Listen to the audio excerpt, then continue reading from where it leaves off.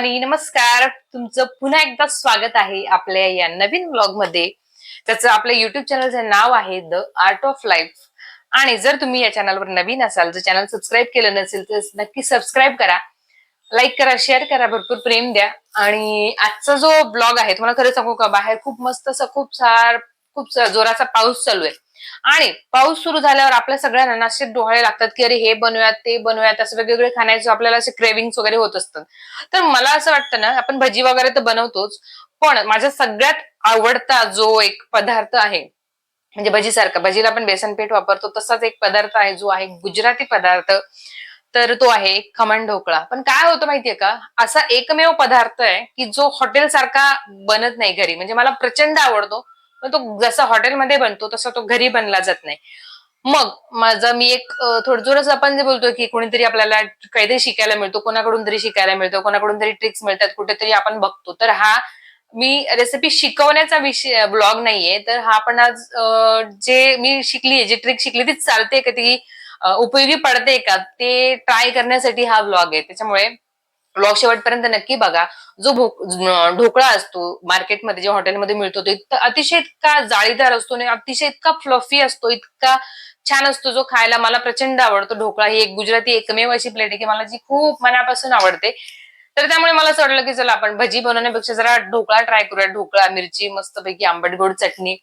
तर मला तो ढोकळा तसाच हवाय. आणि ती एक जी ट्रिक मी जी शिकलीये, तर ती ट्रिक कुठली आहे ते जाणून घेण्यासाठी प्लीज व्लॉग जो आहे तो शेवटपर्यंत नक्की बघा. मी शाबाश बेटा.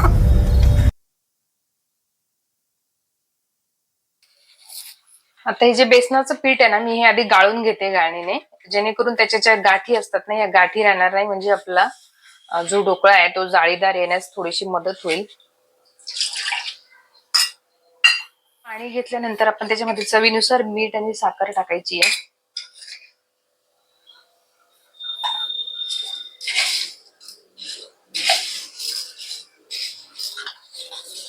जरा विरघळून साखर आणि मीठ जे आहे ते विरघळेपर्यंत आपण त्याला ढवळून घेऊयात. तर ढोकळ्यासाठी जे लागणारं जे मिश्रण आहे ते आता तयार झालेलं आहे. तर या भांड्यामध्ये मी काय काय घेतलंय सांगते. पाणी घेतलंय, 2 वाट्या पाणी घेतलंय. आपल्या अंदाजानुसार आपण घेऊ शकतो, जेवढं आपण पीठ आहे त्या हिशोबाने. मध्ये मध्ये चवीनुसार मीठ टाकलंय आणि साखर सुद्धा टाकली थोडासा गोडवा येण्यासाठी. आणि आता मी टाकणार आहे एक सिक्रेट गोष्ट. तर ती सिक्रेट गोष्ट कुठली आहे, ही आहे. तर तुम्हाला मी हिचं नाव मी व्हिडिओच्या शेवटी सांगणार आहे. तर आपल्याला एक मोठा चमचा फक्त ही एक गोष्ट टाकायची, हे आहे ते सिक्रेट. तर हे मी टाकलंय या पाण्यामध्ये. आणि त्याच्यानंतर हे सगळं ढवळून घ्यायचे आणि ते म्हणजे जेणेकरून ते सगळं एकजीव होणार. तर हे सगळं मी आता एकजीव करते आणि याच्यामध्ये हे पीठ टाकणार आहे, बेसन पीठ टाकणार आहे. तर आता मी टाकलंय यामध्ये पीठ आणि आता हे सगळं एकजीव करून घेऊयात. आणि थोड्या थोड्या गाठी होणारच आहेत, पण त्या गाठी आपल्याला आधी मोडायच्या आहेत. आणि एक 10 मिनिटं त्याला फक्त रेस्ट व्हायला ठेवायचं आहे.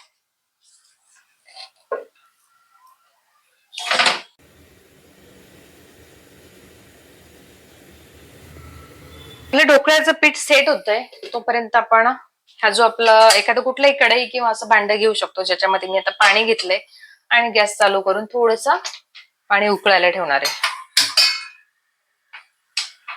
तर गॅसवर मी हे या भांड्यामध्ये पाणी उकळायला ठेवलंय. तोपर्यंत हे जे भांडं आहे अल्युमिनियमचं आहे, ज्याच्यामध्ये आपल्याला ढोकळा लावायचा, त्याला आपण सगळीकडे तेल लावून घेतलेलं आहे. अगदी आपल्याला ढोकळा जर एवढा त्याचं माप असेल तर इथेपर्यंतच ते सारण टाकायचंय, जेणेकरून त्याला वरती जी जागा आहे थोडीशी, जो फुलणारा ढोकळा तर त्याच्यामुळे तो वरती येण्यासाठी त्याला जागा सोडायची आहे. तर आपण एवढं पूर्ण न टाकता फक्त हाफ जी लेवल आहे तिथपर्यंतच फक्त हे सारण टाकायचं. अजून 10 मिनिटं झाले नाहीये, ते सारण अजून सेट झालं नाहीये.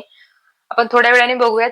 आणि मग त्याच्यात आणखी एक गोष्ट टाकायची आहे. त्याच्यानंतर आपण ढोकळा या भांड्यामध्ये भरणार आहे आणि त्याच्यानंतर आपल्याला तडका द्यायचा आणि मस्त ढोकळा एन्जॉय करायचा आहे. बघूयात कसा होतोय ढोकळा ते ट्रिकने. जे सारण आहे आपलं ढोकळ्याचं ते जवळपास सेट झालंय. त्याच्यानंतर आपण त्याच्यामध्ये टाकणार आहे एक पॅकेट इनो किंवा खायचा सोडा. तर मी टाकलाय इनो आणि त्यावर त्याला ऍक्टिव्हेट करण्यासाठी थोडंसं पाणी टाकायचं.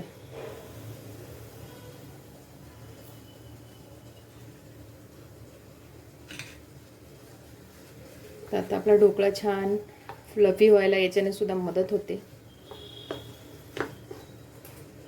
इनोने मस्त ॲक्टिवेट झालं आहे सगळं पीठ. तर पुन्हा एकदा सगळं एकजीव करून आणि मग मी त्याच्यामध्ये भांड्यामध्ये हे मिश्रण भरणार आहे. या भांड्यामध्ये मी हे भरून घेतलं. टॅप करायचं म्हणजे जेणेकरून काही बबल्स असतील तर ते निघून जातील. आणि मग नंतर हे आपण वाफेण्यासाठी या भांड्यावर ठेवतो आणि त्याच्यावरून झाकण.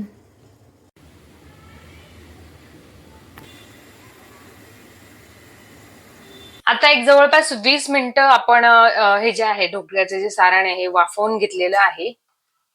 अजूनही वाफ आहे भांड्यामध्ये. जसं हे वाफेचं पाणी निघतात हे जरा मी बाजूला ठेवते आणि तुम्हाला दाखवते की आपला ढोकळा कसा झालाय. बघूयात. तर हे जे दिसतंय वरती ही जी रिॲक्शन होते ऍसिड आणि जे आहे सायट्रिक ऍसिड किंवा इनो याच्या रिॲक्शनमुळे जो वरती एक लेअर आलाय. ओके, त्याचा काही इश्यू नाही. आता हे झालंय, आपण काढूयात.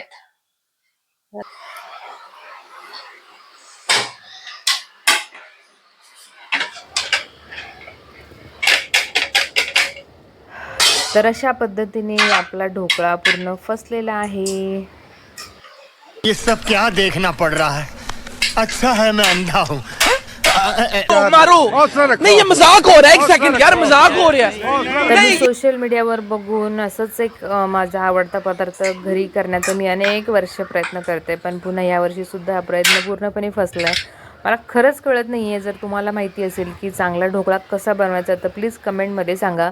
तर मी हा जो आहे विदाऊट सोडा आणि विथ सोडा असे 2 प्रकारचे ढोकळे बनवले, त्याने दोघंही फसलेले आहेत.